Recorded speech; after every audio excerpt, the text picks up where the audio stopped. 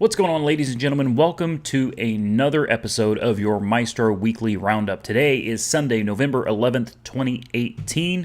We've got a few things to talk about today. First on my list is another rideshare passenger being abducted. This has just got to stop, and I said it in a previous video.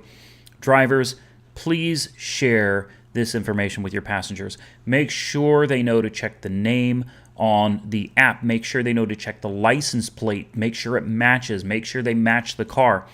So let's get into this. On November 5th at 4 o'clock p.m., this article says a man who was using a ride-sharing app to get home was abducted when a car matching his ride pulled up instead of the car he requested on Saturday. The man realized he had climbed into the wrong car when he saw three other men in the car. As the car drove off from the parking lot on Drainsville Road around 2 a.m., one of the men hit the victim several times and then stole his phone, wallet, and passport. The victim was then pushed out of the car in a cul-de-sac. His injuries were non-life-threatening, and the investigation is ongoing. Things like this can absolutely be avoided, mainly by just matching the license plate. That's all a passenger needs to do. Make sure the plate in the app matches the plate on the car. So number 2 on my list are car seats. This has become a big dilemma lately. People are really confused as to whether they need to have car seats for children or not.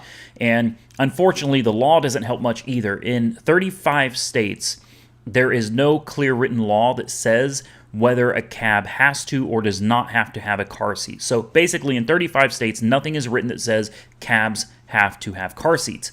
In the other 15 states, it is mandatory that cabs have car seats. Now, I say cabs instead of rideshare because rideshare is still so new that rideshare is not even in their system yet. It's not even in the laws at all.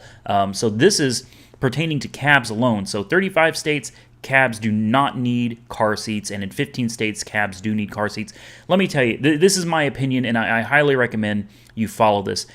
If there is a child that looks to be young enough to require a car seat or booster seat, please don't risk it. Decline the trip. Personally, I could not ever imagine having an accident, being involved in an accident where a child was injured due to my negligence. As a grown person, as an adult, I know by looking at a child if this child should be in a car seat, if this child should be in a booster seat, or if this child is big enough to ride like an adult. All right? You've got to make your own decision. This is your job, your business, but I do say follow whatever the laws are in your state and use good judgment. You don't want to be responsible for that. You don't want that on your conscience. I couldn't deal with it. So please, if a child looks too young to ride without a car seat, make sure they have the car seat, and if they don't, decline the trip. Number 3 on my list is an article that I just found today, right before I decided to make this video, and I have to admit, it blew me away. I never thought I would live to see the day where I would read this in the headline. So, number 3 on my list, from the Chronicle in Chicago, taxi, rideshare, and limo drivers unite. You heard that right. Taxi, rideshare, and limo drivers unite. This is unheard of to me. This was actually posted November 9th, 2018.